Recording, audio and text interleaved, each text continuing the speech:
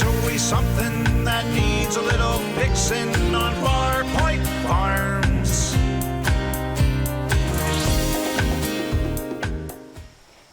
Alright guys, this is Jen from Farpoint Farms. Today's video is going to be something a little bit different. This is something usually Eric does, but this is going to be the 6-month review of my 2021 Mitsubishi Mirage. Right now it's about 6 months old. It's got about 6,400 miles, give or take.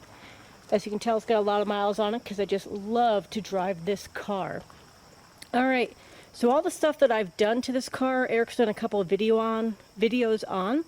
But a couple of the cool things that I have added on there. Let me show you. I got these really cool valve stem covers. As you can see, they've got little Mitsubishi emblems on there. I thought that was pretty cool. It doesn't really do anything to the car. It just looks really, really cool. Another thing that I have done, or I should say Eric was kind enough to do for me, we added these Mitsubishi Sill plates. That's just kind of protect the car going in and out, just so I don't kind of scuff it up and all that good stuff. I also added these really, really nice seat covers. We took this car in somewhere, I don't remember what it was, and the person stopped us and asked us, how on earth did we get leather seats in a Mirage? They were really that nice. So I just kind of let them know that they were seat covers.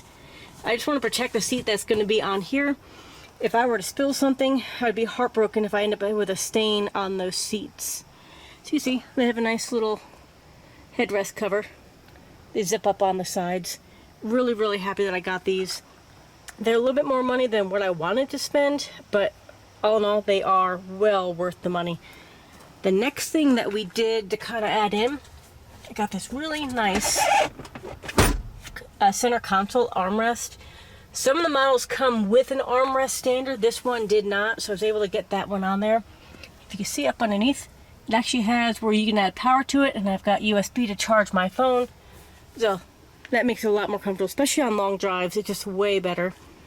I added these Mirage all-weather mats, and apologize for the dirt. No matter how clean I keep this car living on a gravel driveway, it just does not last for long. Alright, here's the next upgrade that we did. We put this back sill plate on there, kind of like a trunk guard. Again, as you're trying to put stuff in and out of this car, I didn't want to scuff up the back bumper. And then we also got a factory little trunk liner tray. And that's really good, so if I'm bringing home groceries, something spills, I don't have to worry about it getting into that carpet. As you see, Eric was kind enough to give me a little CB channel just in case. I don't think I'll ever break down this car, but it's always good to have. Alright, here's just a different angle of those seat covers. I got these off Amazon. I want to say it was by a company called Inch Empire, if I remember correctly. If not, I can try to find the link of where I bought them and put them in the information below. And then here's going to be the passenger sill plate. And let's show the back part of it.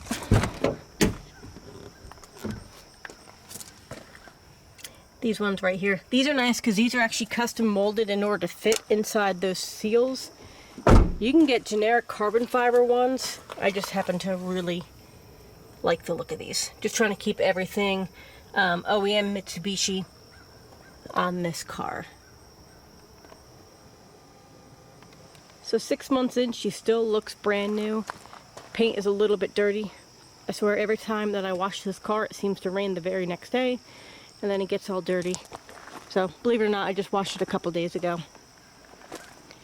As you see, looks really good. The only thing I've had so far, and this has nothing to do with the car, this has to do with the jerk of somebody in the parking lot that scratched it, so I'm working on getting that fixed up for it.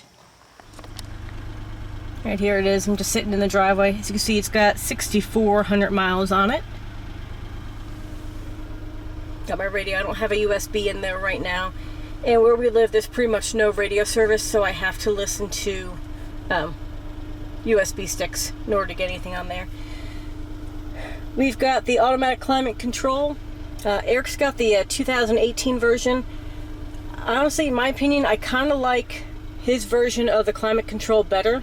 This, if you're not paying attention, it's going to take, I don't know, too much time to pay attention to figure out where it is, what temperature you want, if it's pointing in the right direction. Where the dial ones, you literally can just crank it and go. So not really a fault, but I just happen to like the other style better. Alright, one thing that we had added in from the factory is going to be heated seats. Not really planning on driving on this car too much in winter, just because I don't want to have the salt. I don't want to have rust. I want this car pretty much to last forever. So this is going to be pretty much my fair weather car. Any threat of snow or ice, this car is going to get parked, and I'll go ahead and use my my beater winter car. Overall, really happy with this car. The gas mileage is fantastic. Around town here in the mountains, I'm averaging about 47 to 48 miles per gallon. On the highway, I recently did a trip, roughly 500-600 miles each way, and I was averaging roughly 52 miles per gallon, which is really impressive. And here are a couple screenshots of the miles per gallon that I got on the way home. As you can see, that is not a typo. That does say 58.7 miles per gallon. You can see I was doing about 50 miles an hour, 3,000 RPMs. I was in eco mode. The way that I drive, this is not a sports car. I do not drive it like a sports car. I do not have a lead foot. I drive like a little old lady, and that little old lady was able to get 58.7 miles per gallon.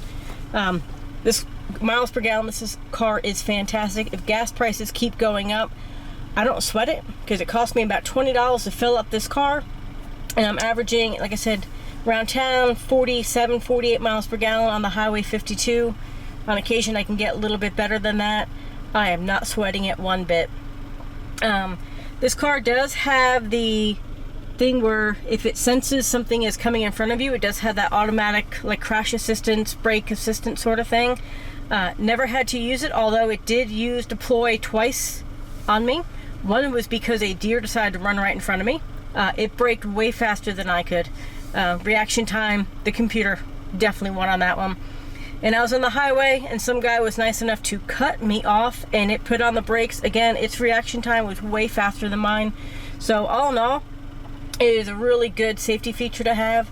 Another benefit of it is my insurance is actually way lower than Eric's, even though this car is 3 years newer. Who knew? The safety features are good all the way around. Shifting. The shifter is super smooth. Like, you don't even have to think about it. You pretty much just go. There's no weird trying to find those gears. Really easy to shift, really smooth shifting. I'm happy that I got it. The only time I do not like the stick shift is coming home in traffic. But it's a win-win. I can handle it. I have about 1.5 miles worth of traffic where I have to worry about being bumper to bumper and shifting every 30 seconds. I can deal with that. And again, on the inside, as you can tell, it has held up really well. Some people were giving this car kind of a hard time, saying that the interior was cheap, that it was plasticky. I mean, I did not buy a fancy Mercedes. I did not buy a BMW. I did not buy a high-end Lexus. I bought, for me, the perfect car. And like I said, this is really easy to clean. I don't care if some people say it sounds plasticky. For me, this is the perfect car. The car I replaced it with was roughly 22 years old. So this is way nicer than what that was. The color of it is fantastic. The controls. I am just very happy with this car. Gets me where I need to go. It's just a great car. Here's the outside. I got the flashers on. Just kind of draw a little bit of attention to it. Like I said, for the people that out here are saying that this is an awful car, it is cheap, it is not worth the money, why didn't I buy a Honda or a Toyota? This car, out the door, with shipping, was roughly $12,000. For my budget, and with the money that I had saved up to get a car, this is the best car for the money. One of the reasons is the warranty. They still have a 10-year, 100,000 mile warranty. A lot of the other car manufacturers, it's 3-year, 36,000 miles. That means this car, to me, is built that much better if the manufacturer is going to stand by it for 100,000 miles. Right. And these just better looking hubcaps, a little bit better than the ones that came with it. Those are not Mitsubishi, those are, I think we got at Walmart or something along those lines. Alright, very, very happy with this car. If you guys have any comments on this car, please feel free to leave them in the comment section below. If you have any questions as far as its performance, let me know. Again, telling you, when I was driving it, you can look at those pictures, it was 58.7 miles per gallon. There's a couple other ones that were in the high 57 point, I don't know, like 4 or 5 miles per gallon. If you don't drive it like you stole it, this car gets fantastic gas mileage. And again, I hope you liked my little 6-month review walk around. I have a 2021 Mitsubishi Mirage. This color right here is called, I think it's sand metallic yellow. It does not, the color that you see on the screen does not really show what it actually is in person. It is way better looking in person. It's kind of like a, I don't know, like a goldish mustardy color. It's a fantastic color. And again, if you guys have more questions, feel free to leave comments below. If you guys have any other videos that you might want us to see, feel free to let us know. And please like and subscribe. Have a great day, guys.